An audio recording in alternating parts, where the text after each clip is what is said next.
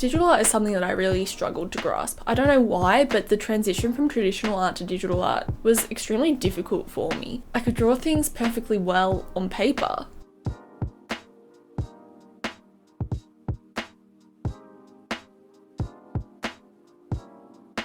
but I would go to draw the same thing digitally and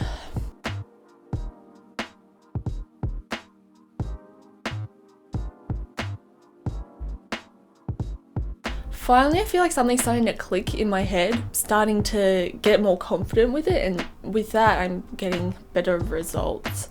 I feel like I'm starting to understand digital techniques more, and I thought I'd have a bit of a chat about it and talk about what I've learnt so far.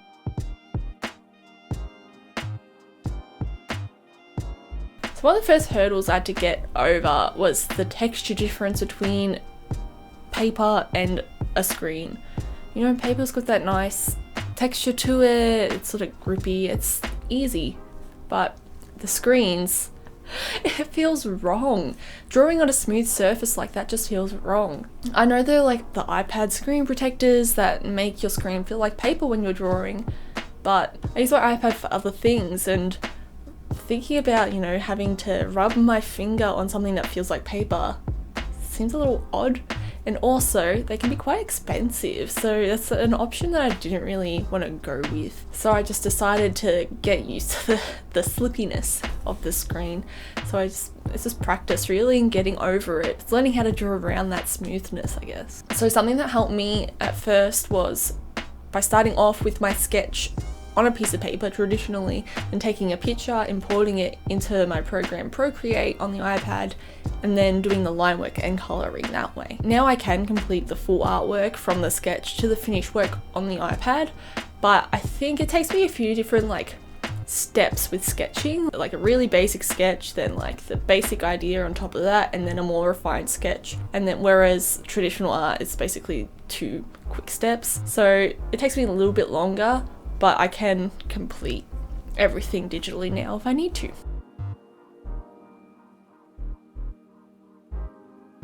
The next thing was my perfectionism gene coming into play. How am I expected to finish anything if I can just constantly undo, try again, undo, try again, undo, try again?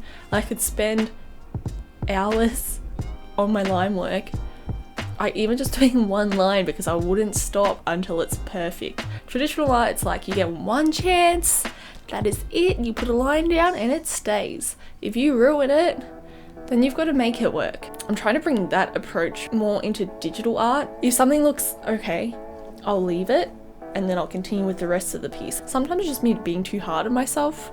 Like, it looks fine when everything else is in, and then, you know, by the time I get to the final stages, if something still looks out, I can go back and fix it.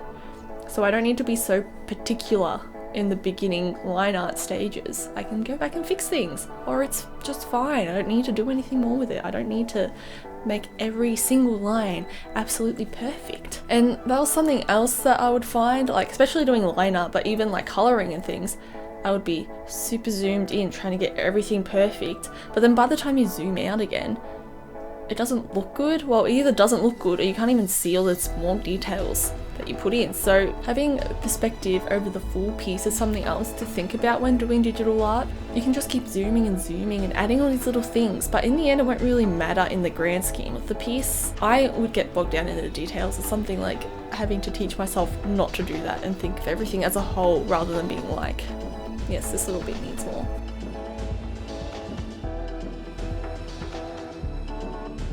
When making the initial transition over, the programs themselves can be very daunting.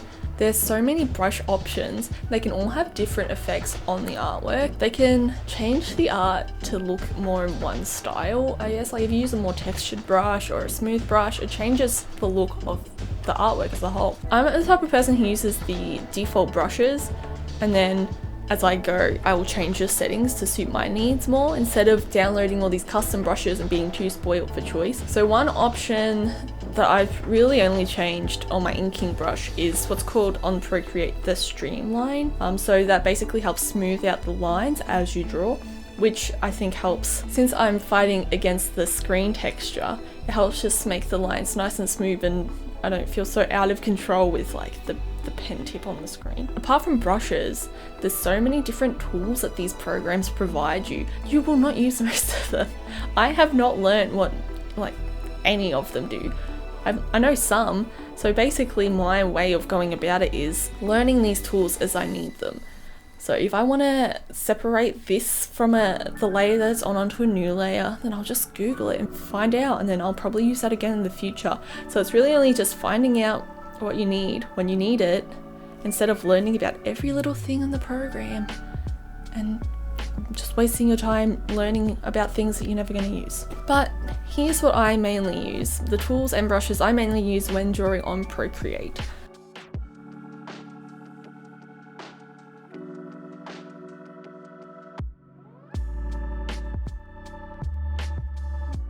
My traditional techniques were lacking when it came to a digital medium. What I mean by that is that my techniques that I normally use when drawing and painting don't reflect perfectly over into digital. So it's sort of like the process of relearning how to do everything.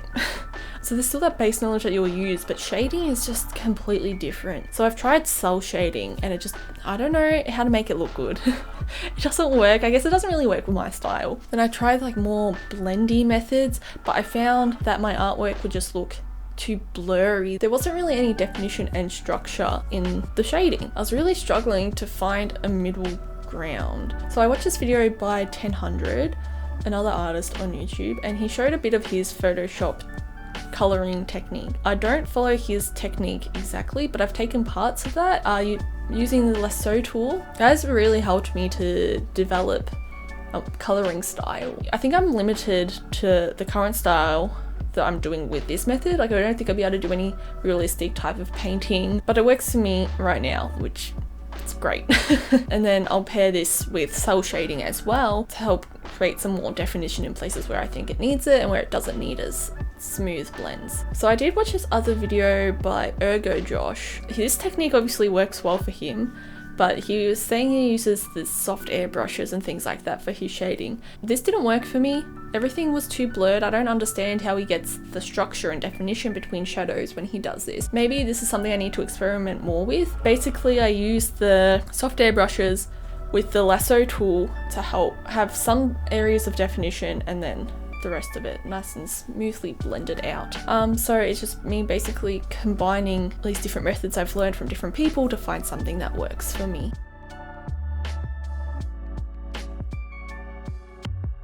So how do you bring it all together? It's just practice. Like any other skill, you just need to practice it to improve. And a big part of it is experimenting, as I said earlier.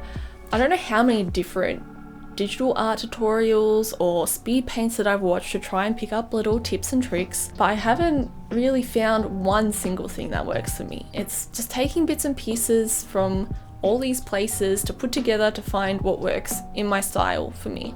And my methods that I've shown you may not work for you, but it's just trying different things.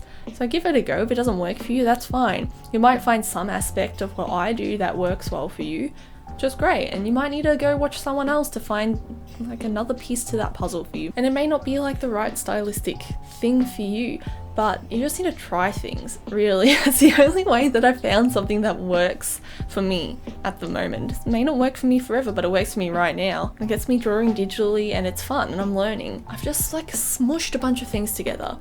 And that's what's helping me make that switch over. Just try things, combine things, and don't stop experimenting until you find something that works.